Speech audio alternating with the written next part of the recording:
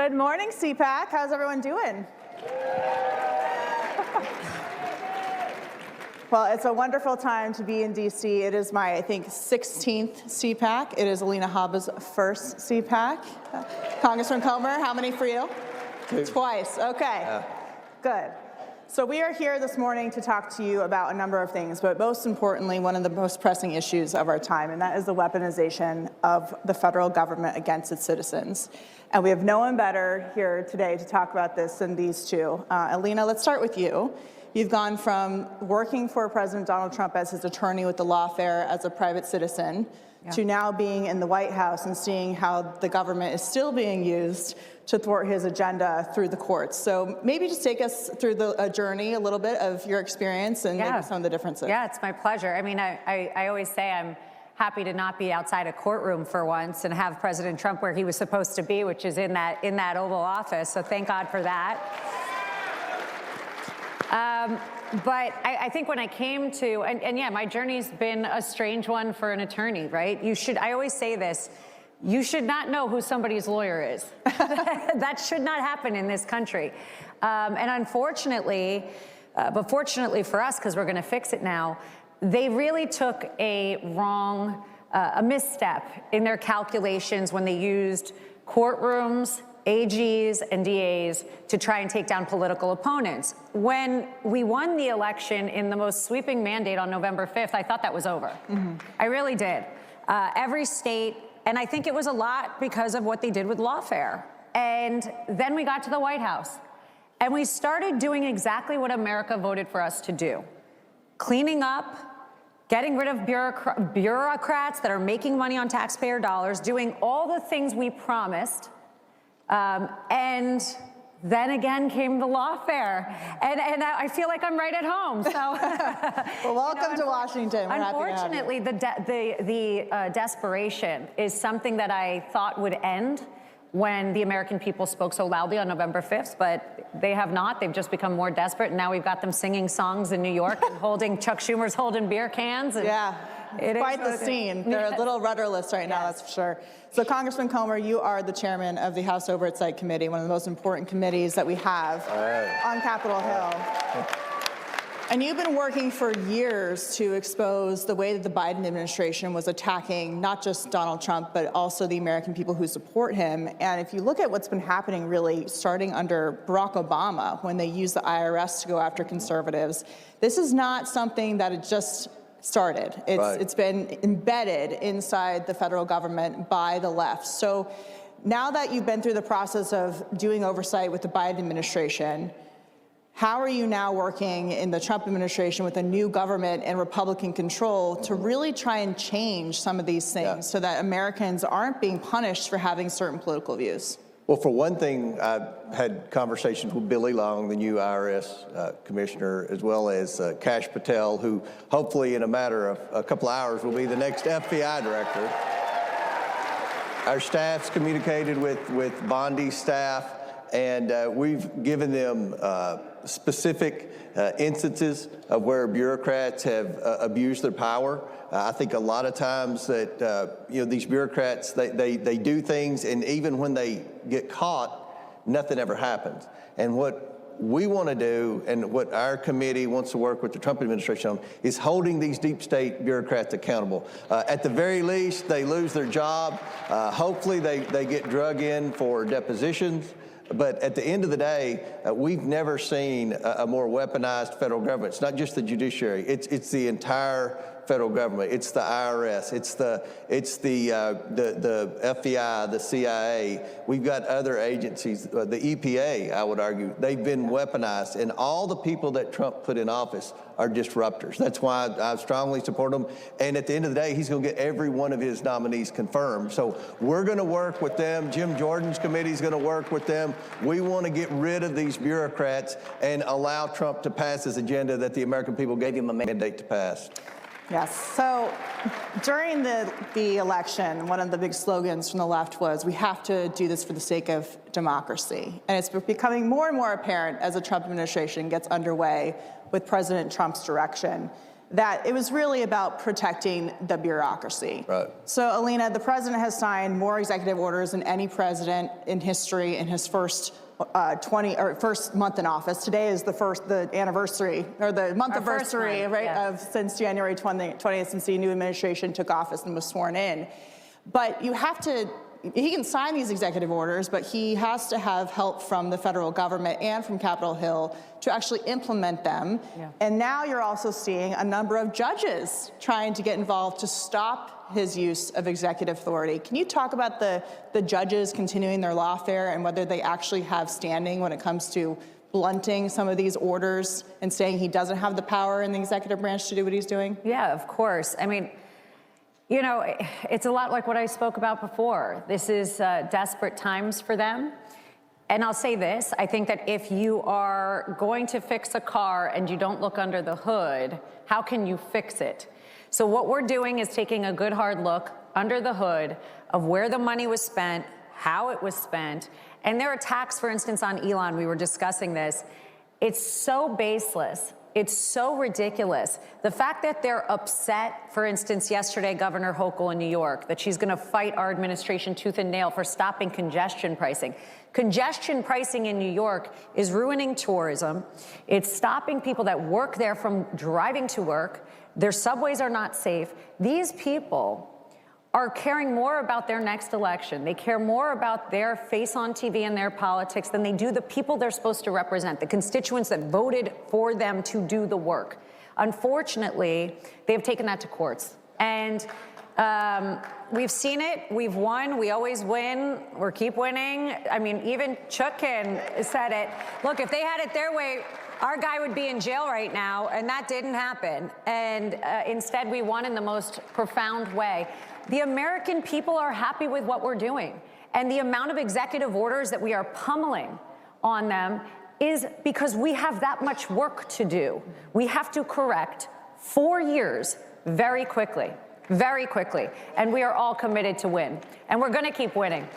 Congressman, you want to weigh in on the role that Capitol Hill has, especially with Republican control in Washington now, to make sure that these executive orders are implemented in a way? Right. I have a bill in the House. Mike Lee has the bill in the Senate. We're going to do everything we can to pass that legislation to expedite these executive orders and to put them into law. So whenever the next president comes around, they can't change them by executive orders, because what Trump's doing is what's best for America. It's common sense.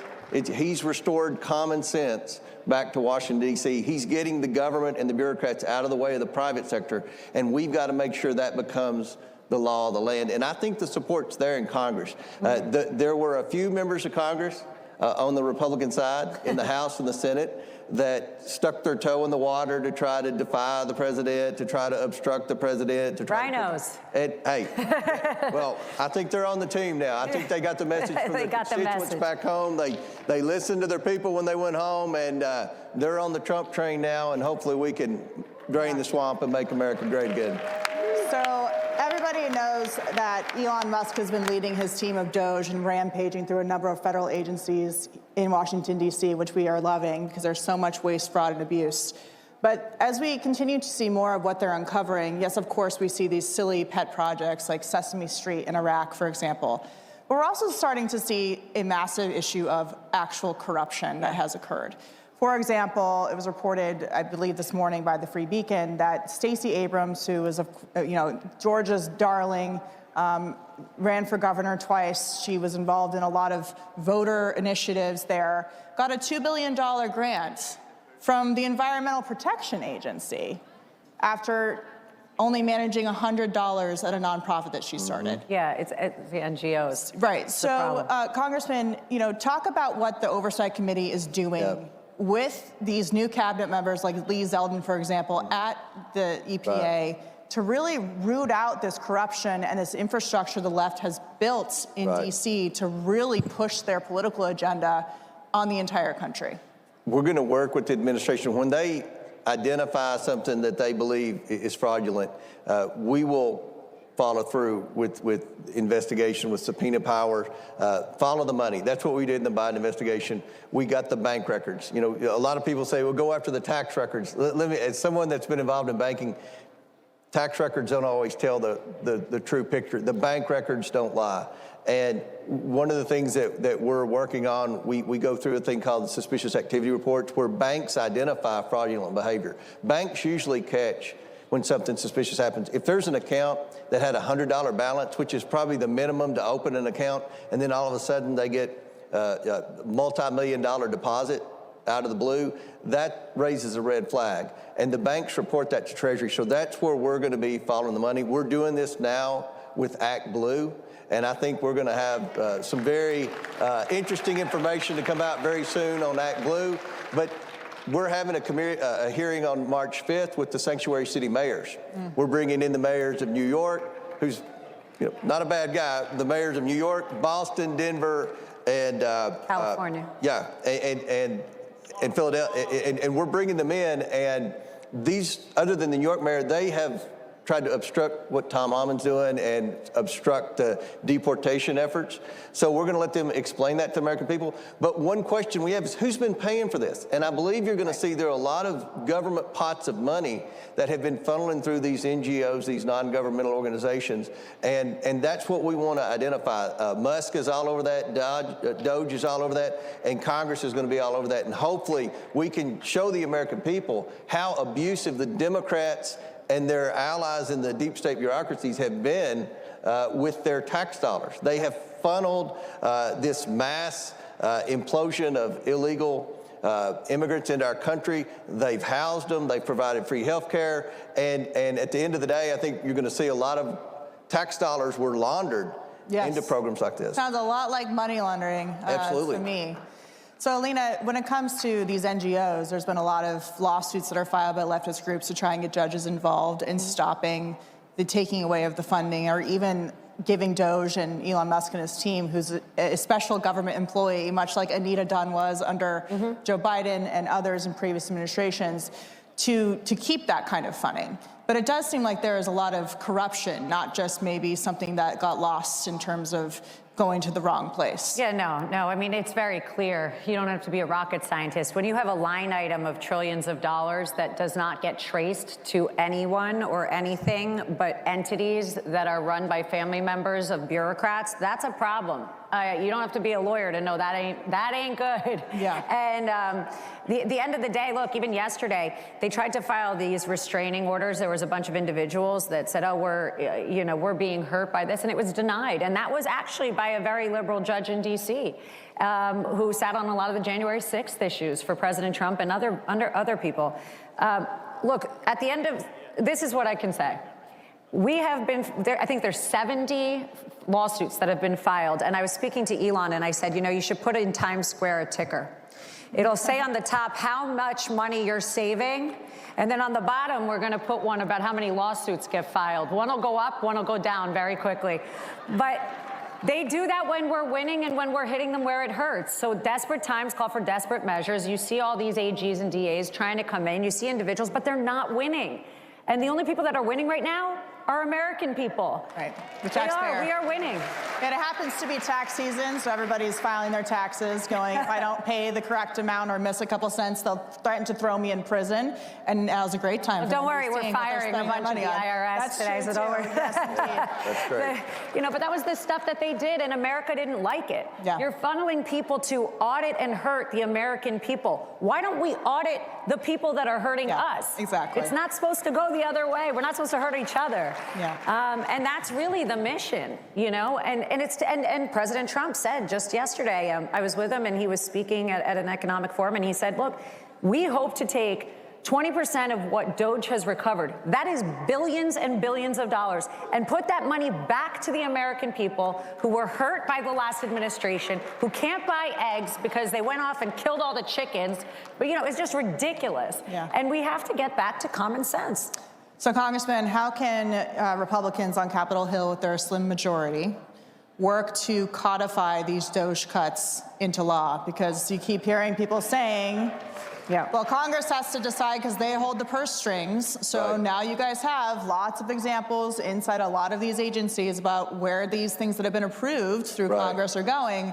How do you make sure it's not just, we see it, it's a problem, but we're going to keep going. The first step is to pass my bill and Mike Lee's bill that expedites this and will allow Congress to codify all the executive orders. Secondly, we've got to follow this up with a budget, with President Trump's budget proposal.